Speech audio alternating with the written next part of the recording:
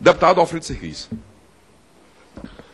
Bem, eu queria dizer que estou de acordo com o que Vossa Excelência acaba de dizer e penso que, de fato, há um clima propício ao adiamento e acho que o adiamento pode ser bom desde que seja um aprofundamento da discussão e não simplesmente um empurrar com a barriga de um tema que nós não queremos. Eu até ouso pensar que o fato de haver esse consenso pelo adiamento pode ser um bom indício, porque, na verdade, se a ideia fosse enterrar de vez a reforma política, tentaria se precipitar de uma forma ou de outra essa votação para que ela fosse na direção de um impasse.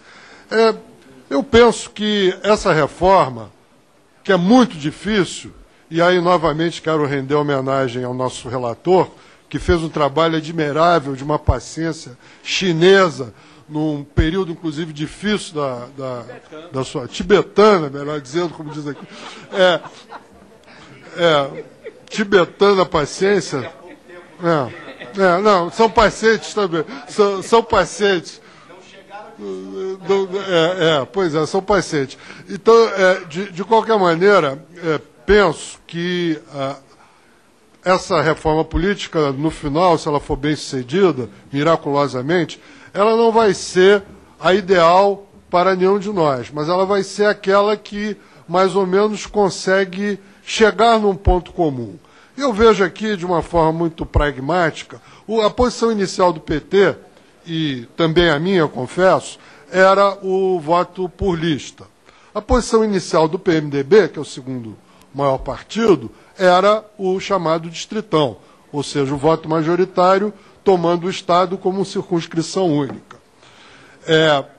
Por outro lado, existem posições que foram menos explicitadas, mas nós sabemos claramente que existem, favoráveis ao voto distrital, inclusive muito até na sociedade civil, na internet toda. Eu ouso pensar que a proposta de destaque que apresentei e que a tese que eu venho defendendo poderia ser um ponto de consenso entre todos, que é a ideia de, por um lado, manter aquilo que é fundamental para o PT, que é o financiamento público. Apenas eu acho que o financiamento público é totalmente incompatível com o sistema atual, teremos que mudar. O financiamento público ele é possível dentro da lista e ele é possível dentro de alguma modalidade de voto distrital. Aí ele é possível.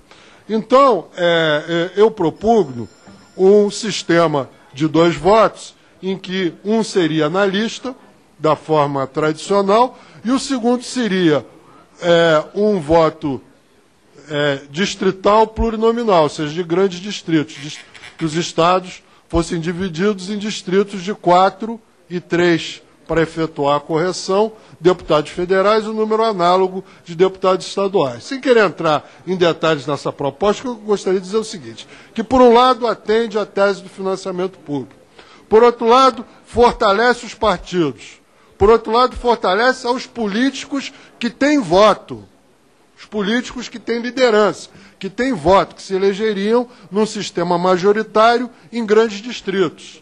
E prejudica quem? Prejudica aqueles que efetivamente se elegem na rabeira de quem tem voto.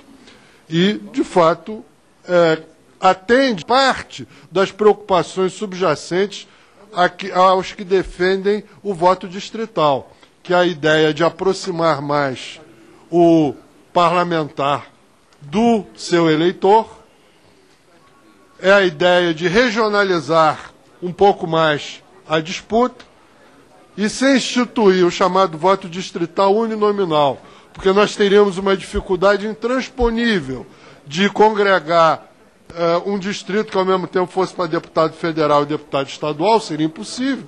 Então nós temos aqui um distrito de porte, distritos de porte médio, que de fato poderiam funcionar e atender uma boa parte das preocupações daqueles que defendem o voto distrital. Penso que se nós conseguirmos construir um consenso em torno dessa proposta, será possível até uma mudança constitucional que nos possa consagrar a ideia de um voto distrital misto. Mas existe uma possibilidade de termos uma solução muito próxima disso ainda dentro do sistema proporcional.